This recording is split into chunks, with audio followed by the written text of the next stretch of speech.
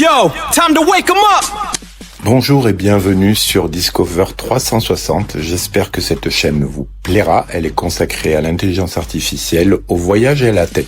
Yo, check the mic, 1, 2. N'oubliez pas de souscrire. Bonne écoute. Next cipher begin. L'intelligence artificielle, aujourd'hui, c'est un peu une histoire à deux visages. D'un côté, on a le secteur de la tech qui licencie à tour de bras. Et de l'autre, le monde de la banque qui, lui, choisit une toute autre voie, celle de la collaboration. On va décortiquer ensemble ces deux approches pour y voir plus clair. Bon, commençons par ce qui fait peur. Il y a une anxiété palpable dans l'air, et cette citation d'un représentant syndical à France Info, elle la résume parfaitement. Ce qui inquiète, c'est que la menace ne pèse plus seulement sur les tâches manuelles. Non, maintenant, on parle des métiers intellectuels, des cadres, des emplois de bureau.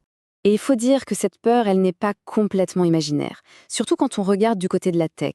Là-bas, le lien entre IA et licenciement est direct, il est même assumé. Les géants du secteur expliquent sans détour que les gains d'efficacité de l'IA permettent de réduire les effectifs. C'est une stratégie de remplacement pure et simple pour financer les énormes investissements que demande cette même IA. Et les chiffres, ils parlent d'eux-mêmes. Ils donnent le vertige. IBM, Accenture, HP, Salesforce, on parle de dizaines de milliers de postes supprimés ou non créés. C'est l'image d'un secteur entier qui se réorganise autour de l'intelligence artificielle, avec une logique de faire plus, avec moins de monde, pour reprendre les mots de la direction de HP. Mais, et c'est là que ça devient intéressant, un autre secteur qui est tout aussi bousculé par la technologie est en train de prendre un virage à 180 degrés.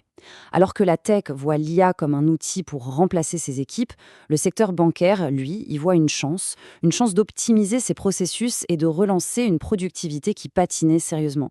Parce qu'il faut bien comprendre le problème de fond des banques. Regardez ce graphique. Depuis plus d'une décennie, leur productivité est en berne. On voit même une baisse moyenne de 0,3% par an aux États-Unis, et ce malgré des investissements colossaux dans la technologie. Il y avait donc une urgence à trouver une nouvelle approche. Et le potentiel, selon McKinsey, est énorme, jusqu'à 15% de gains possibles. Et cette nouvelle approche, la voici. Plutôt que de remplacer en masse, les banques ciblent des tâches très précises, souvent répétitives et à faible valeur ajoutée. L'idée, c'est d'automatiser tout ça, pour libérer les employés, pour qu'ils puissent enfin se concentrer sur des missions plus complexes, plus stratégiques. L'objectif n'est donc pas la suppression de postes, mais bien la réaffectation intelligente des talents.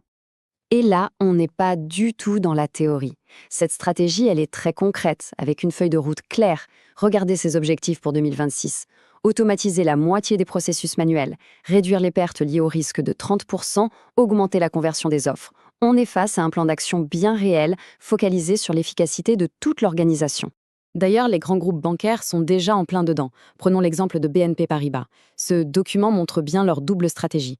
D'un côté, l'IA classique, déjà déployée dans plus de 70 cas pour des optimisations très concrètes, et de l'autre, l'exploration à fond de l'IA générative pour aller encore plus loin, par exemple en aidant les développeurs à être plus productifs. Tout ça nous amène vers une vision assez puissante de ce que pourrait être la banque de demain. Certains appellent ça la banque 10X. C'est un concept poussé par Accenture qui imagine un futur où la croissance n'est plus du tout freinée par le nombre de personnes qu'on peut recruter. Imaginez un seul employé qui piloterait une équipe d'intelligence artificielle pour démultiplier son impact. Mais, et c'est là que c'est paradoxal et absolument essentiel, ce modèle d'hyperproductivité, il est en fait totalement centré sur l'humain. Cette citation d'Andrew Young chez Accenture le dit très bien, le succès de tout ça dépend de notre capacité à mettre les gens au cœur du changement, à leur donner les clés pour réinventer leur propre façon de travailler avec l'IA. Évidemment, pour y arriver, il ne suffit pas d'acheter un nouveau logiciel, c'est une transformation profonde. Il faut tout repenser de A à Z, la façon dont les processus sont conçus, la définition des rôles, et bien sûr la fonction des ressources humaines qui doit complètement se réinventer pour accompagner ce changement majeur. C'est mathématique. Si on ne licencie pas, mais que les métiers changent, alors il faut former. C'est la pierre angulaire de toute cette stratégie. Puisqu'une banque ne peut pas simplement recruter des centaines de nouveaux experts, elle doit développer les talents qu'elle a déjà en interne. Et encore une fois, ce ne sont pas que des mots. Des banques de premier plan ont déjà mis en place de véritables académies internes. NatWest, par exemple, a formé plus de 1300 de ses employés à l'IA. BNP Paribas, avec sa Fabricademy, va même jusqu'à former des jeunes à ses propres outils pour les embaucher directement en CDI. Et les résultats alors? Est-ce que ça fonctionne ? Eh bien, la réponse est oui, et les chiffres commencent à tomber. Ce plus 30%, c'est l'augmentation de la productivité constatée par certaines banques sur le développement logiciel. On voit aussi des processus de connaissance client qui deviennent plus rapides, moins chers, des décisions de risque mieux informées. Bref, la collaboration porte ses fruits. Au final, ce qu'il faut retenir, c'est que la technologie nous place face à un choix. D'un côté, le secteur de la tech a choisi la voie du remplacement. De l'autre, le secteur bancaire semble parier sur la collaboration pour construire un futur plus productif et peut-être plus résilient. La question qui reste posée est donc la suivante. Des deux, quelle approche définira le véritable succès de l'IA dans le monde du travail ?